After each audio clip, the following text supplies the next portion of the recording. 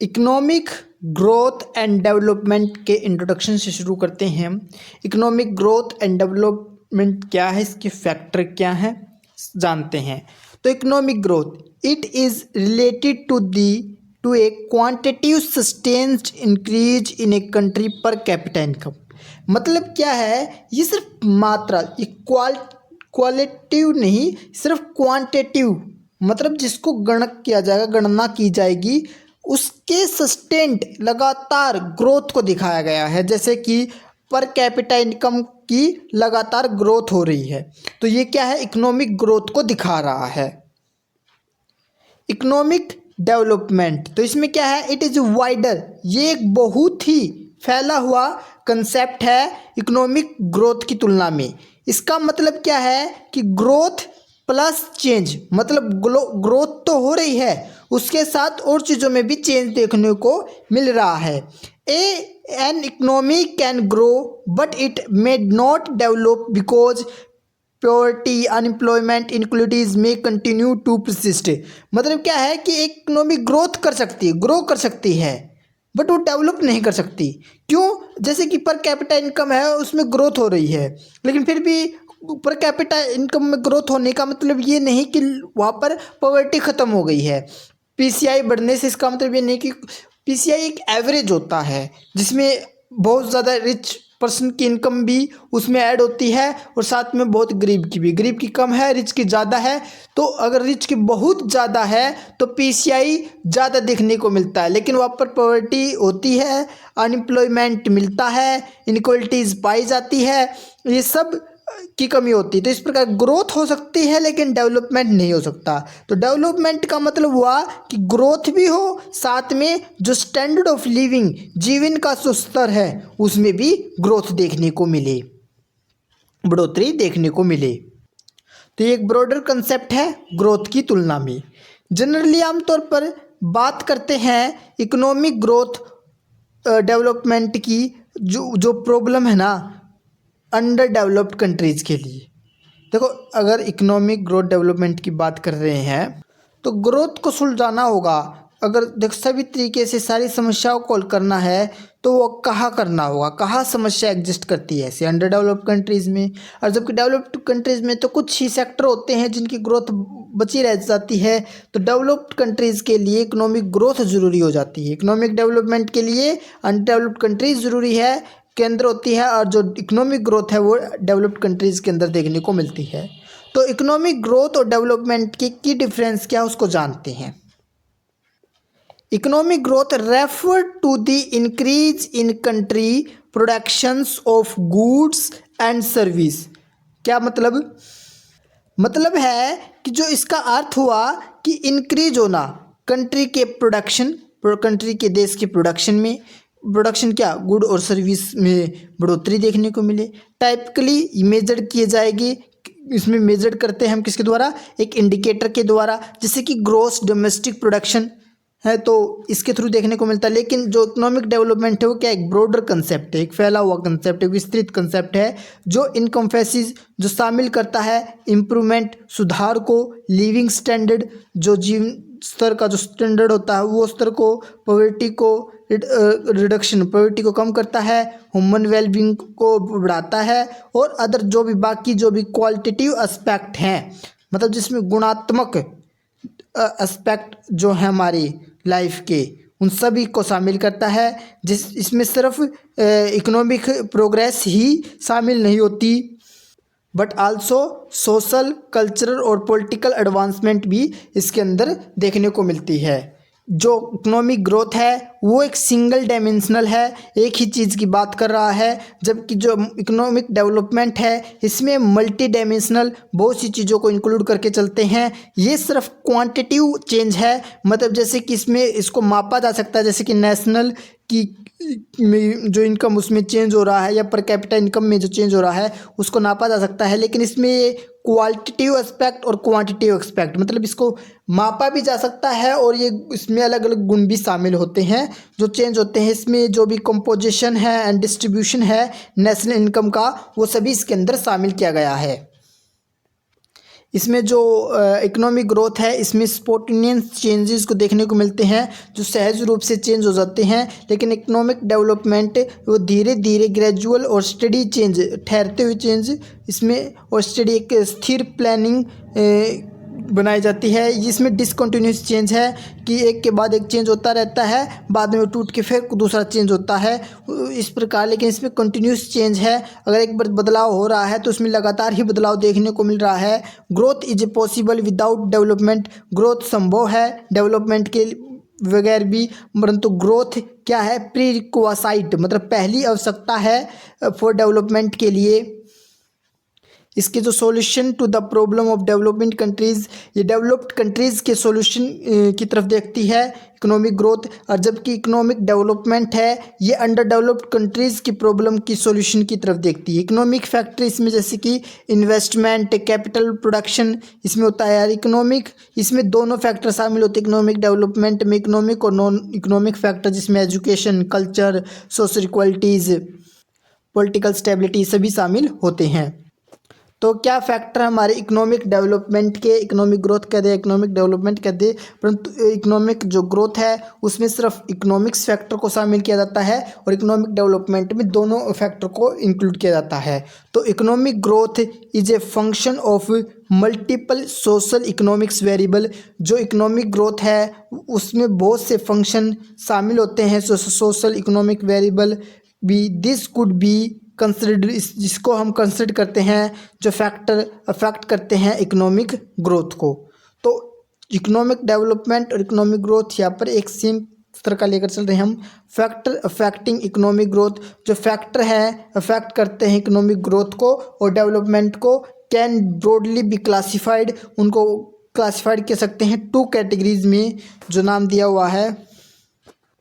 सबसे पहला economic factor और दूसरा है नॉन इकोनॉमिक फैक्टर। जब इकोनॉमिक ग्रोथ की बात करते हैं तो सिर्फ इकोनॉमिक फैक्टर को शामिल करके चलते हैं, जब इकोनॉमिक डेवलपमेंट की बात करते हैं तो हम दोनों फैक्टर, इकोनॉमिक फैक्टर और नॉन इकोनॉमिक फैक्टर दोनों को लेकर चलते हैं। तो इकोनॉमिक फैक्टर कौन से हैं, जैसे नेचुरल रिसोर्सेज हैं, capital accumulation, organisations, technological progress, division of labour and skill of production, structural changes.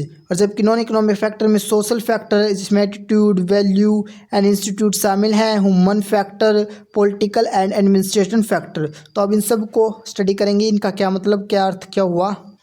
Economic factor की बात करें तो these are directly related to the production and the economy, ये डायरेक्टली किससे संबंधित है, प्रोडक्शन से संबंधित है इकोनॉमी के अंदर, जो गुड सर्विस की प्रोडक्शन से। तो नेचुरल रिसोर्सेज बहुत इंपॉर्टेंट रोल निभाते हैं इसमें, जिसमें लैंड फर्टिलिटी, ज़मीनी जो उपजाऊ स्तर है वो डिपेंड है करता है इकोनॉमिक ग्रोथ कैसी होगी।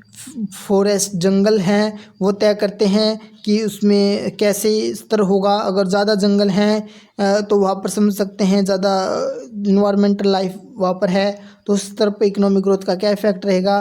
मिनरल्स किस तरीके के मिल रहे हैं, वाटर वहाँ पर पानी उपलब्ध है या नहीं, क्लाइमेट कैसा है, और सी रिसोर्सेज हैं या नहीं उसके लैंड के पास। तो ये सभी से बातें इसके ऊपर इफेक्ट करती हैं। More and better economics, better resources, और ज़्यादा और भी अच्छे जो रिसोर्सेज हैं जो हाइयर ग्रोथ पोटेंशियल लेकर आते हैं। इफ़ अगर स्कार्स मतलब अगर देखो ये अच्छे बेटर रिसोर्सेज होए तो इकोनॉमिक ग्रोथ ज़्यादा होगी, अगर स्कार्स, अगर मिनरल्स, नेचुरल रिसोर्स की कमी हुई तो ग्रोथ क्या होगी, लिमिटेड होगी। तो लुइस ने क्या कहता, अदर थिंग्स बीइंग इक्वल, बाकी जो चीज़ें हैं इक्वल होती है, कंट्रीज विद रिच रिसोर्सेज क्या करते हैं, प्रोग्रेस करते हैं फास्टर देन जिसे प्योर रिसोर्सेज, अगर जिसके पास रिसोर्सेज ज़्यादा हैं तो वो ग्रोथ ज़्यादा करती हैं। तो लुइस ने यह कहा था इकोनॉमी नेचुरल रिसोर्स जिसके पास ज़्यादा होंगे वहाँ पर ग्रोथ ज़्यादा देखने को मिलेगी। तो प्रॉब्लम भी देखने को मिलती है कि जो अंडर डेवलप्ड कंट्रीज़ हैं उसमें रिसोर्सेज हैं अक्सर वे क्या रह जाते हैं, अंडर यूटिलाइज रह जाते हैं, उन रिसोर्सेज को अच्छे तरीके से इस्तेमाल नहीं किया जा रहा और मिस यूटिलाइज, और उनका क्या है अच्छे तरीके से यूज नहीं किया जा रहा, मिस यूटिलाइज किया जा रहा है, जिससे जो डेवलपमेंट है वो स्लो रह जाती है। J.L. फिशर ने कहा था कि रिसोर्सेज आर यूजलेस, अगर रिसोर्सेज हैं हमारी कंट्री के अंदर वे यूजलेस होंगे अगर people are indifferent to product and service, मतलब उनको बनाने उनकी सर्विस को लगाने से भी अलग रह जाते हैं, उसको यूज़ नहीं कर पाते, तो ये यूजलेस हैं रिसोर्सेज। हमारी रिसोर्सेज हैं तो भी उनका अच्छे तरीके से यूज़ नहीं कर पा रहे, तो इससे का ये हमारी ये यूजलेस है। एवन एक कंट्री, अगर यहाँ तक कि एक कंट्री के पास लिमिटेड रिसोर्सेज हैं और वो अचीव कर सकते हैं इकोनॉमिक ग्रोथ को किसके थ्रू, उनकी जो नॉलेज है उनको अच्छी तरीके से यूज करके रिसोर्सेज को और टेक्नोलॉजी से यूज करके और प्रॉपर यूटिलाइजेशन से वो इकोनॉमिक डेवलपमेंट के स्तर को छू सकते हैं। दूसरा इकोनॉमिक ग्रोथ को प्रभावित करने वाला कैपिटल एक्यूमुलेशन है। मींस इसका मतलब है कि इंक्रीजिंग करना stock of physical productive resources का मतलब क्या है कि जो फिजिकली प्रोडक्टिव रिसोर्सेज हैं, जो मशीन टूल, उनको इकट्ठा करना, उनको स्टॉक को बढ़ाना क्या है, कैपिटल एक्यूमुलेशन है। अगर देख सकते हैं कि सेविंग करते हैं तो जो सेव किया हुआ पैसा है उसको क्या करते हैं, इन्वेस्टमेंट में लगा देते हैं। इन्वेस्टमेंट लगाने से मशीन टूल लेकर आएंगे, उससे क्या होगा, प्रोडक्शन होगा, उस प्रोडक्शन से क्या होगा, ग्रोथ होगी, ग्रोथ होने से लोगों के पास इनकम आएगी, इनकम में से लोग सेव करेंगे, तो इस प्रकार का सर्कल चलता है। लेकिन इन अंडर डेवलप्ड कंट्रीज़ में जो लो सेविंग होती है और हाई ISOR होता है, मतलब समझेंगे ICOR क्या होता है, और इसकी जो मेन बैरियर है हमारी ग्रोथ की तरफ। तो मतलब देखो कैपिटल ज़्यादा लगता है और आउटपुट कम मिलता है, तो ये गलत है कि इससे हमारा जो है ना प्रोडक्शन कम हो रहा है, जितना हम कैपिटल लगा रहे हैं हमारे कॉस्ट ज़्यादा है, तो ये हमारे लिए अच्छा नहीं होता। और इसी स्तर देखने को मिलता हमें लोअर डेवलप्ड कंट्रीज़ में। तो जो रेट ऑफ कैपिटल एक्यूमुलेशन है, लुइस कहता है कि ये 5% होना चाहिए। कुजेंट कहता है कि जो रेट है कैपिटल एक्यूमुलेशन का वो 11 से 19% होना चाहिए। और जबकि इसमें डिस्कस्ड अनएम्प्लॉयमेंट की बात भी रखता है नर्स के, तो नॉर्मल कितना होना चाहिए इसका GDP का कैपिटल एक्यूमुलेशन, वो 12 से 15% का होना मान्य होता है। तो नोट क्या है कि ICOR क्या है, incremental capital output ratio. ISCOR का मतलब है कि how much extra capital is needed, कि एक्स्ट्रा कैपिटल कितना ज़रूरत है हमें प्रोड्यूस करने में, एक एक्स्ट्रा आउटपुट प्रोड्यूस करने के लिए हमें कितना कैपिटल चाहिए। अगर ये ज़्यादा है तो गलत है, अगर कम है तो ठीक है, क्योंकि ज़्यादा हुआ तो कॉस्ट ज़्यादा, मतलब हमारा कैपिटल ज़्यादा लग रहा है और हमें आउटपुट कम मिल रहा है। ऑर्गेनाइजेशन मृदल के व्यू के हिसाब से जो एशियन कंट्रीज़ हैं वो अंडर डेवलप्ड है, नॉट मेनली, ना सिर्फ because of lack of capital या रिसोर्सेज की वजह से नहीं है, बिकॉज ड्यू टू शॉर्टेज, परंतु किस चीज़ की शॉर्टेज है वहाँ पर कि जो लोग हैं उनके अंदर, जो भी लोग हैं वहाँ पर उनमें एक एंटरप्रेन्योरियल एटीट्यूड नहीं है, उद्यमी वाला जो दृष्टिकोण है वो नहीं है। एग्जाम्पल के तौर पर जापान ग्रो कर रहा है रैपिडली, तेज़ी से, क्योंकि it had a strong entrepreneurial spirit, क्योंकि उनके अंदर एक स्ट्रॉन्ग एंटरप्रेन्योरियल स्पिरिट देखने को मिलती है। तो सॉल्यूशन क्या है, स्पोर्टिव क्लाइमेट फॉर एंटरप्रेन्योरशिप। एक स्पोर्टिव क्लाइमेट होना चाहिए एंटरप्रेन्योरशिप के लिए, स्किल्ड मैन पावर का होना ज़रूरी है, और जो स्टेट का रोल है वो भी इम्पोर्टेंट रखता है। ये सब क्या है, ऑर्गेनाइजेशन है, कि वहाँ पर ऐसी ऑर्गेनाइजेशन हो जहाँ पर लोगों को मैन पावर को बढ़ाया जाए, क्लाइमेट को सुधारा जाए, और जो स्टेट जैसी ऑर्गेनाइजेशन है वे सोशल क्या करे, SOC मतलब ये प्रोवाइड करे, ओवरहेड कैपिटल मतलब इंफ्रास्ट्रक्चर प्रोवाइड करे। अब टेक्निकल प्रोग्रेस की बात करते हैं। इसका मतलब है कि एक नया मेथड प्रोडक्शन का इंट्रोड्यूस होना। इस क्यूजेंट ने 5 पैटर्न बताए हैं। सबसे पहला पैटर्न बताया साइंटिफिक डिस्कवरी, मतलब क्या हो कि एक नई नॉलेज आए मार्केट के अंदर। दूसरा इनोवेशन, मतलब कुछ नई चीज़ क्रिएट हो। और तीसरा इनोवेशन, मतलब जो इनोवेशन हुआ है उसका प्रैक्टिकली यूज करना प्रोडक्शन के अंदर, वो देखने को मिले। इम्प्रूवमेंट, सुधार, मतलब जो इनोवेशन हुआ था, कुछ नया क्रिएट किया था, उसके अंदर कुछ ना कुछ सुधार होकर आए। तो 5वां क्या है, और जो इनोवेशन हुआ है उसको सेपरेट करना, अलग अलग कंट्रीज़ में जाना, तो ये क्या करते हैं, प्रोडक्टिविटी को बढ़ा देते हैं। इंक्रीज करते हैं प्रोडक्टिविटी को, और जैसे कि वाइडर यूज करना इनका फर्दर इम्प्रूवमेंट, ये सभी डेवलपमेंट के स्तर को पहुँचाते हैं। और प्रोडक्टिविटी जैसे बढ़ाने वाले लेबर, कैपिटल और बहुत सी रिसोर्सेज होते हैं हमारे पास। तो टेक्नोलॉजी का इकोनॉमिक ग्रोथ में जो प्रभाव देखने को मिलता है वो लोअर डेवलपमेंट कंट्रीज़ के लिए किस तरीके से है। जो LDC कंट्रीज़ है वो कैन नॉट वेट, वो क्या है, इंतज़ार नहीं कर सकती कि कोई वहाँ पर आके इन्वेंट करेगा कुछ चीज़, एवरीथिंग, सब चीज़ें स्वयं।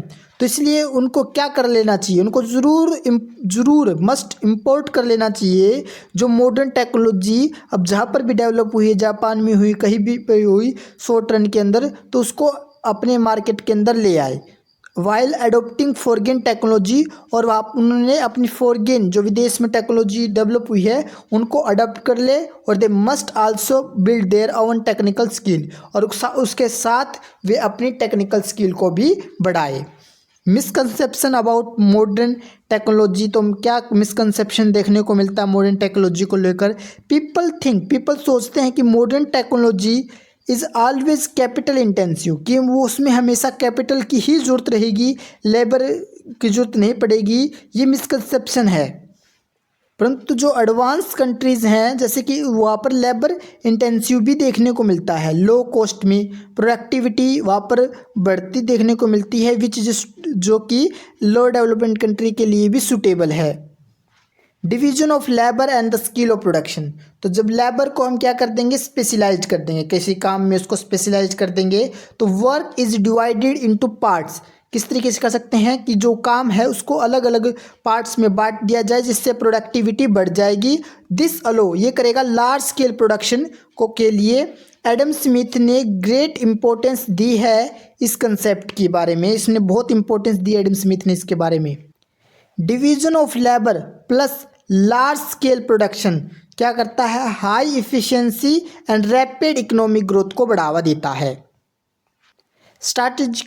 स्ट्रक्चरल चेंजेस क्या है, मतलब एग्रीकल्चर का इंडस्ट्री की तरफ शिफ्ट होना, मतलब सर्विस सेक्टर की तरफ शिफ्ट होना, हम क्या कह सकते हैं, स्ट्रक्चरल चेंज कर सकते हैं। देखो क्या है, एग्रीकल्चर से इंडस्ट्री, इंडस्ट्री से सर्विस सेक्टर, तो ये एक स्ट्रक्चरल चेंज है। इसका मेन पॉइंट कुजेंट ने रखा है कि सेक्टरल कंपोजिशन में शिफ्ट होना, फर्म और ऑर्गेनाइजेशन की ग्रोथ होना, लेबर फोर्स की मोबिलिटी का देखने को मिलता है, टेक्नोलॉजिकल और इंस्टीट्यूशनल चेंज का देखने को मिलता है। इन शॉर्ट कहे तो डिक्लाइन ऑफ एग्रीकल्चर का डिक्लाइन, राइज ऑफ इंडस्ट्री का बढ़ना और सर्विस का बढ़ना शिफ्ट करता है फ्रॉम स्मॉल फर्म से लार्ज कॉरपोरेशन की तरफ। लेबर मूव करता है फ्रॉम फार्म से फैक्ट्री की ओर और फैक्ट्री से ऑफिस की ओर। और फास्ट टेक्नोलॉजी और ऑर्गेनाइजेशनल चेंज देखने को मिलता है जिसे स्ट्रक्चरल चेंज भी कहते हैं। अब तक हमने बात की कि इकोनॉमिक ग्रोथ के फैक्टर क्या हैं। अब जो इकोनॉमिक डेवलपमेंट की बात करेंगे उसमें इकोनॉमिक ग्रोथ की ये फैक्टर तो इंक्लूड होंगे, साथ में उसमें नॉन इकोनॉमिक फैक्टर भी इंक्लूड हो जाते हैं। ये क्या है, ये डायरेक्टली नहीं पार्ट हैं प्रोडक्शन के, परंतु ये स्ट्रोंगली इन्फ्लुएंस करते हैं ग्रोथ को। अकॉर्डिंग टू नर्स्के के हिसाब से सोशल फैक्टर जैसे कि एटीट्यूड किस प्रकार का है, लोगों के अंदर वैल्यू क्या है, वहाँ पर इंस्टीट्यूशनल मतलब एजुकेशन और कल्चर किस तरीके का है, ये चीज़ भी इकोनॉमिक ग्रोथ को इफेक्ट करती है। ह्यूमन फैक्टर, स्किल्ड और एजुकेटेड मैन पावर, वहाँ पर अच्छी से पढ़े हुए स्किल मैन पावर है, और एक हेल्दी और एजुकेटेड पॉपुलेशन, वो भी हमारी प्रोडक्टिविटी को बूस्ट करने का काम करते हैं। पॉलिटिकल और एडमिनिस्ट्रेटिव फैक्टर, एक स्टेबल गवर्नमेंट, गुड पॉलिसी और एफिशिएंट एडमिनिस्ट्रेशन, वो इकोनॉमिक ग्रोथ को सपोर्ट करते हैं। तो शुरू करते हैं सोशल फैक्टर से। तो इसमें सबसे पहले वैल्यू की बात की जाती है। मोटिवेशन ह्यूमन बिहेवियर का, ये क्या वैल्यू क्या है, मोटिवेशन है ह्यूमन बिहेवियर का जो उन्हें एक विशेष अंत की तरफ लेकर जाती हैं।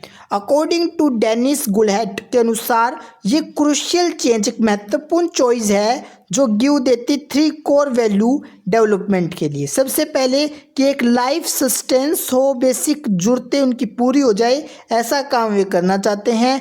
रिस्पेक्ट से जीवन जीना उनका मकसद होता है और आज़ादी पूर्ण होना उनका वैल्यू है। तो ये तीनों वैल्यूज़ के अंदर देखने को मिलती हैं। मृदल इन इज एशिया ड्रामा में एडवोकेट समर्थन देता है एडॉप्शन मॉडर्नाइजेशंस वैल्यू की। Rapid economic growth development LDC lower developed countries में ये उनको बढ़ावा देता है। साइंटिफिक थिंकिंग एक अच्छी न्यू नॉलेज आना मार्केट के अंदर, वो सोच और टाइम के प्रति पंचुअल होना, डिसिप्लिन के साथ ज़िंदगी जीना, टेक्नोलॉजी का यूज करना, होनेस्टी दिखाना और सेल्फ रिलायंस खुद के ऊपर आत्मनिर्भर होना, ये सब ज़रूरी होते हैं। ये सब वैल्यू होते हैं एक व्यक्ति के जो इकोनॉमिक ग्रोथ इकोनॉमिक डेवलपमेंट को बढ़ावा देते हैं। इफ़िशियंसी एंड हार्डवर्क ये सब दिस क्रिएट ये क्या करते हैं, क्रिएट करते हैं मॉडर्न मैन को और citizen of the new stage, और एक न्यू स्टेट एक अच्छा सिटीजन नागरिकों का एक अच्छा देश बनाने में मकसद करते हैं जो इकोनॉमिक प्रोग्रेस को लीड करते हैं। दूसरा क्या है इसमें अंदर इंस्टीट्यूशन। डोगलस नॉर्थ ने डिफाइन किया था कि institution as the preventing role of the game in the society, कि ये एक जो कंट्री के अंदर सुधार लाने वाली जो इंस्टीट्यूशन है उसको इंक्लूड करना ही देश को प्रोग्रेस की तरफ ले जाना है। डेवलप्ड कंट्रीज़ में हाई क्वालिटी इंस्टीट्यूशन मतलब एजुकेशन सेक्टर होते हैं, चाहे वो फॉर्मल हो चाहे इनफॉर्मल हो, दोनों में हाई क्वालिटी वाली चीज़ें हमें देखने को मिलती है। लेकिन जब बात करते हैं लोअर डेवलप्ड कंट्रीज़ में, वहाँ पर प्रॉब्लम देखने को मिलती है। नो कंडेंसिव एक अनुकूल वातावरण नहीं देखने को मिलता इकोनॉमिक डेवलपमेंट की तरफ। जो रिलीजन है वो गिव देते हैं एक लेस इन्वेस्टमेंट, कम मोटिवेट करते हैं, प्रेरणा कम लेकर आते हैं लोगों के प्रति। पीपल आर फैटलिस्ट मतलब लोग हैं वो ज़्यादा अपने भाग्य की तरफ दोष देने लगते हैं कि ये नहीं होगा, मेरा भाग्य नहीं है, मेरे कर्म नहीं है। वो ज़्यादा देववादी मतलब देव ईश्वर के प्रति सोचने लगते हैं कि ये सब ईश्वर करेगा, मेरे बस की बात नहीं है। इस तरीके से इकोनॉमिक डेवलपमेंट में बाधा आती है। ज्वाइंट फैमिली मतलब एक साथ बहुत सारे लोग जुड़े रहते हैं जिसके कारण फैमिली के प्रति प्रेम और डर का माहौल भी उसके अंदर पैदा हो जाता है, फैमिली को छोड़ने का या अन्य चीज़ों का, जिसके कारण वो देश को प्रगति के स्तर पर ले जाने में संकट पैदा हो जाता है। पीपल इन्फ्लुएंस यहाँ पर जो लोअर डेवलप्ड कंट्रीज होती है वहाँ पर लोग कास्ट, क्लेन और क्रीड मतलब क्लेन कबीले, पंथ, वंश ये सब के प्रति लोगों, जाति, इन सब के प्रति लोगों की ज़्यादा प्रभावित रहते हैं, जिसके कारण वे इकोनॉमिक ग्रोथ डेवलपमेंट के स्तर को नहीं पहुंच सकते। सोशल लेवल पे इनका ज़्यादा प्रभाव देखने को मिलता है। क्रेन क्रॉस ने लिखा था कि no country can count itself developed, कि कोई भी कंट्री अपने आप को डेवलप नहीं कह सकती in which education in the way of industrial civilisation has not taken place, मतलब जहाँ पर अच्छी तरीके की सिविलाइजेशन नहीं है वहाँ पर ये हम नहीं कह सकते कि कोई कंट्री डेवलपमेंट है। UN की रिपोर्ट जो economic development of under developed countries के नाम से पब्लिश हुई थी उसमें लिखा, इसमें सॉल्यूशन दिया गया था rapid economic growth require painful adjustment. मतलब क्या है कि अगर इकोनॉमिक ग्रोथ को चाहिए, हमें तेज़ी से ग्रोथ चाहिए तो उसके लिए पेन तो सहन करना होगा। ओल्ड आइडिया जैसे कि कास्ट, रिलीजन और जो रेशियल जातिवादी जो बैरियर हैं, जो भी भेदभाव है, उन सब को तोड़ना ज़रूरी है। बट जो चेंज है शुड बी इवोल्यूशनरी, जो चेंज है वो धीरे धीरे होंगे, स्टेप बाय स्टेप होंगे एंड सिलेक्टिव होंगे, ना कि एक तरीके से पूरी रिवोल्यूशनरी एक क्रांति आ जाएगी कि सब जितने भी हैं हमारे सोशल अनरेस्ट, जितने भी भेदभाव रेस्ट हैं उन सबको एकदम तोड़ के नहीं होगा, धीरे धीरे काम होगा। ये पीपल मस्ट, लोगों को ज़रूर डेवलप करना होगा एक स्ट्रॉन्ग डिज़ायर, एक मजबूत इच्छा इकोनॉमिक प्रोग्रेस के प्रति, और जो ट्रांसफ़र करना होगा अपने जितने भी आउटडेटेड एटीट्यूड है उन सब को बदलना होगा, तभी ग्रोथ को संभव कर सकते हैं, डेवलपमेंट की तरफ जा सकते हैं। अब तक हम बात कर रहे थे सोशल फैक्टर की, अब बात करेंगे ह्यूमन फैक्टर की। ह्यूमन फैक्टर में क्या है, economic growth does not depend only on the size of population, कि इकोनॉमिक ग्रोथ पॉपुलेशन की साइज पे डिपेंड नहीं करती, but mainly on efficiency and productivity of human resources, बल्कि जो इफ़िशियंसी और प्रोडक्टिविटी है ह्यूमन रिसोर्सेज की, उसके ऊपर भी प्रभावित है। अकॉर्डिंग टू कुजेंट के अनुसार Europe GNP per capita increase 10 time even through the population increase only 5 times. कहते हैं कि यूरोप में जो नेशनल इनकम है पर कैपिटा के हिसाब से वो 10 टाइम बढ़ी है, परंतु जहाँ पर उनकी पॉपुलेशन सिर्फ क्या है, देखो 5 टाइम बढ़ी, मतलब पॉपुलेशन जितनी बढ़ी उससे ज़्यादा उनकी जीडीपी, उनकी नेशनल इनकम बढ़ी है। तो ये क्या दिखा रहा है, ये प्रोडक्टिविटी दिखा रहा है ह्यूमन कैपिटल फॉर्मेशन की। जितनी उनकी नेशनल इनकम है उससे कम पॉपुलेशन में भी वे ज़्यादा ग्रोथ कर पा रहे हैं। Solomon Fabricant in the USA 1929 and 1957 education alone contributed about 23% to GDP growth. इसमें कहा गया है सोलोमन फैब्रिकेट के हिसाब से जो यूएसए की एजुकेशन है उसमें वे अपनी जीडीपी ग्रोथ का 23% कंट्रीब्यूट करते हैं। US growth was mainly due to higher labour productivity, not just physical capital. कहते हैं कि वहाँ पर जो प्रोडक्टिविटी है वो लेबर की ज़्यादा देखने को मिल सकती है हमें फिजिकल कैपिटल की तुलना में। सिर्फ फिजिकल कैपिटल भी है लेकिन वहाँ पर ह्यूमन जो कैपिटल है उसकी प्रोडक्टिविटी भी हमें अच्छी खासी देखने को मिलती है, बिकॉज क्योंकि वहाँ पर जो एजुकेशन के ऊपर जीडीपी का 23% स्पेंड किया जाता है, जबकि देख सकते हैं इंडिया जैसी कंट्रीज़ में जीडीपी का 2% भी कंट्रीब्यूट नहीं किया जाता।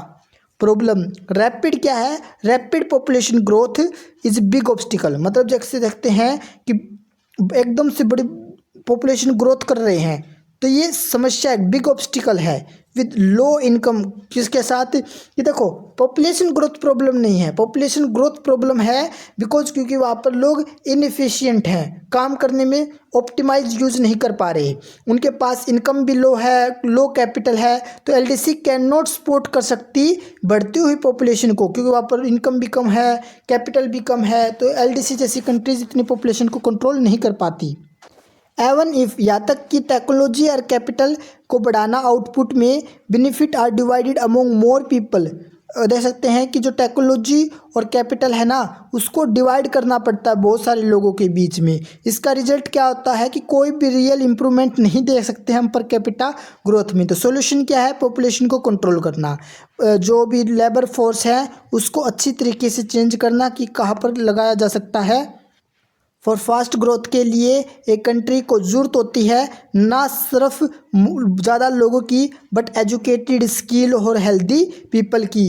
यू कैन अडोप्ट, जो अडोप्ट कर सकते हैं चेंज और अपॉर्चुनिटीज़ को ले सकते हैं। अब बात करते हैं, हमें बात कर ली सोशल फैक्टर की, ह्यूमन फैक्टर की, अब बात करते हैं पॉलिटिकल और एडमिनिस्ट्रेटिव फैक्टर की जो इकोनॉमिक ग्रोथ को प्रभावित करते हैं। फॉर इकोनॉमिक ग्रोथ के लिए ना सिर्फ रिसोर्सेज, ह्यूमन कैपिटल भी बहुत ही इम्पोर्टेंट है but also political stability and strong administration भी बहुत ज़्यादा ज़रूरी है।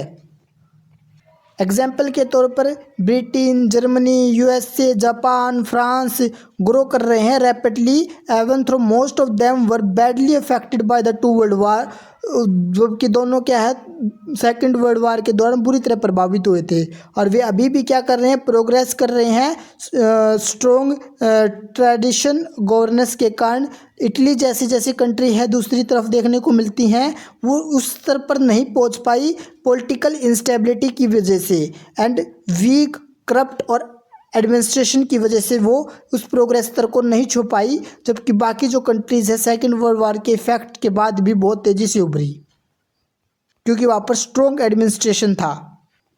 Louis, no country has made progress, कोई कंट्री प्रोग्रेस नहीं कर सकती without positive stimulus from intelligent government नहीं होगी वहाँ पर तो वो प्रोग्रेस करना मुश्किल हो जाता है। मेर्डल ने कहा था कि नेशनल का एक कंसोलिडेशन, एकीकरण और कोहेसिव सिस्टम, एक साथ गवर्नमेंट को, कोर्ट को और एक एडमिनिस्ट्रेशन को, फुल अथॉरिटी को एक साथ जुड़ना होगा तभी ग्रोथ कर सकते हैं। तो conclusion, no country has a achieved progress, intelligent government, strong administration, justice and political stability।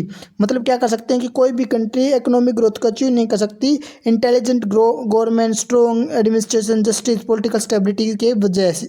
ये ना होंगे तो वहाँ पर ग्रोथ करना मुश्किल हो जाएगा। दीज आर इम्पोर्टेंट, ये इम्पोर्टेंट है इकोनॉमिक रिसोर्सेज फॉर ग्रोथ के लिए। अब बात करते हैं मेजरमेंट की। तो इकोनॉमिक ग्रोथ को मेजरमेंट करने वाले क्या है, मतलब इकोनॉमिक ग्रोथ को मापने वाले। तो इकोनॉमिक ग्रोथ को क्या क्या इकोनॉमिक ग्रोथ को कैसे कैसे देख सकते हैं हम। जीडीपी ग्रोथ कर रही है या नहीं, जीडीपी ग्रोथ कर रही है तो इसका मतलब इकोनॉमिक ग्रोथ का स्तर बढ़ रहा है। अगर इकोनॉमिक ग्रॉस नेशनल प्रोडक्ट है मतलब नेशनल इनकम किस तरह की जा रही है, GDP growth rate, industrial production, employment and unemployment rate, investment level, trade and export growth, ये एक ही सिंगल डायमेंशनल को दिखा रहे हैं ना।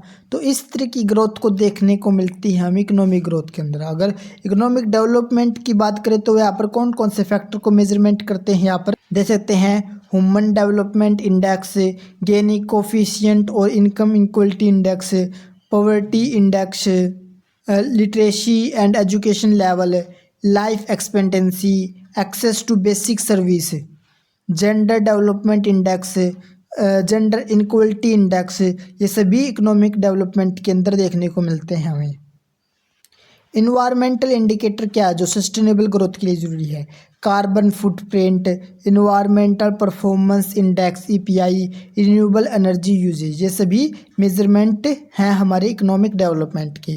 तो कंक्लूजन की बात करते हैं, economic growth and development are not identical concept, ये सिर्फ एक आइडेंटिकल कंसेप्ट नहीं है, वाल जबकि जो ग्रोथ रिफ्लेक्ट करता है राइज इन नेशनल इनकम में बढ़ोतरी, true development involve structural, social and institutional transformation that improve human wellbeing. तो इकोनॉमिक ग्रोथ और डेवलपमेंट किस तरीके से एक दूसरे के स्ट्रक्चर को दिखा रही हैं, जैसे कि नोबल पुरस्कार विजेता अमर्त्य सेन ने सही कहा था कि development has to more concern, कि डेवलपमेंट है वो ज़्यादा कंसर्न है किसके साथ, उस लाइव्स मतलब ज़िंदगी